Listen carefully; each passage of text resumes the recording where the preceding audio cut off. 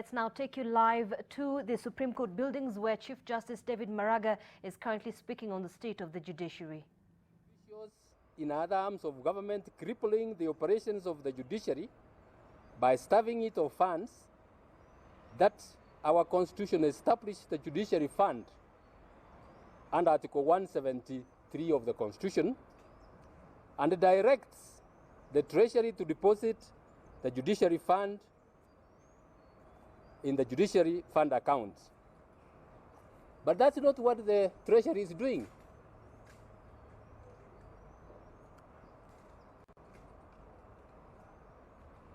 I will tell you why. After the promulgation of the Constitution in 2010, pursuant to Article 173, the Judiciary tabled its 2011, 2012, and the 2012-2013 budget proposals in the National Assembly, and they were approved.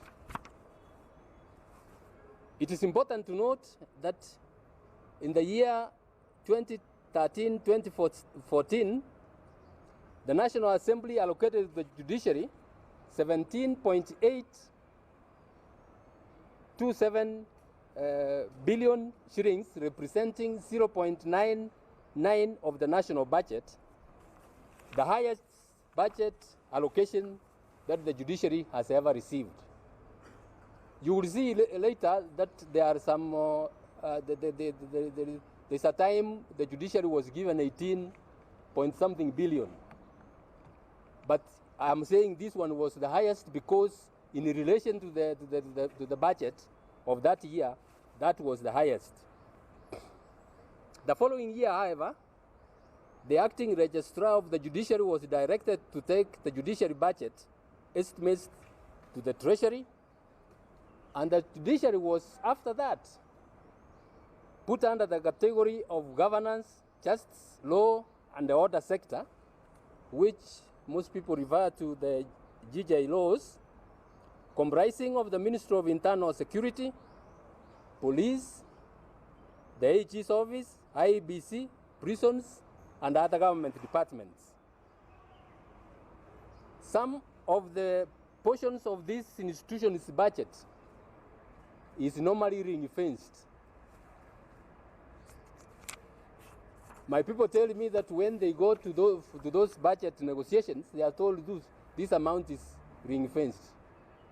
The police have got to be given so much, this one has got to be given so much. The balance is now put on the table to be shared again among those institutions. I'm not saying that there is anything wrong with that. Some institutions require much more money than we do. But I want you to see the problem or the effect that is causing to the judiciary. Since 2014-2015 financial year, though the budget, the national budget has been rising, the judiciary budget has been declining.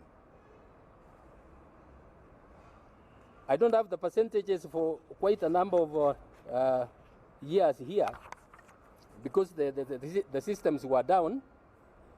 But as I told you earlier, in 2013-2014, we got 0.99%, the highest we have ever got. In the year 2017-2018, we got 0.69%. 2018-2019, we got 0.66%. 2019-2020, we got 0.69%.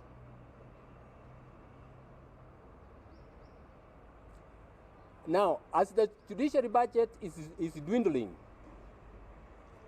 the judiciary workload is rising tremendously.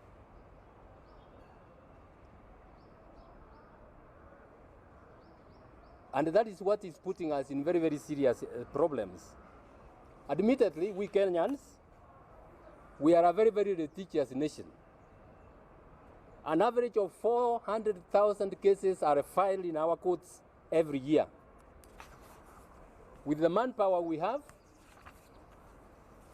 we are able to clear about 300,000 cases per year.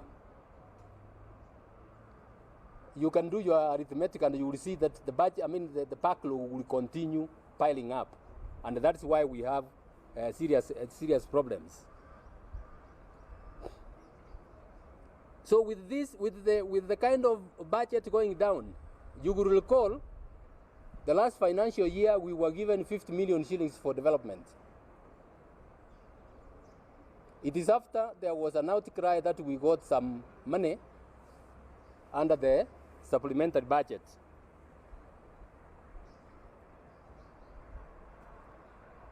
As if these reductions are not bad enough, we have serious challenges in what we call treasury releases. You know, government payments are through what they call IFMIS. To get through the IFMIS, we have serious challenges. Like in the last financial year, the supplementary budget that we were given, the IFMIS was opened a week to the close of the financial year.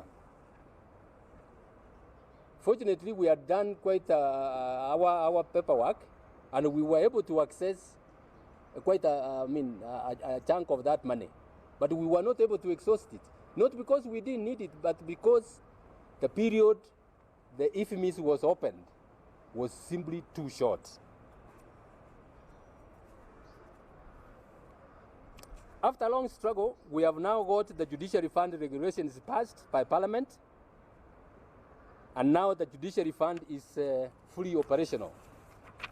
Last week, the Judicial Service Commission, as required by the Judiciary Fund regulations, authorized the Judiciary to open a Judiciary Fund account at Central Bank, and that should be done today or tomorrow.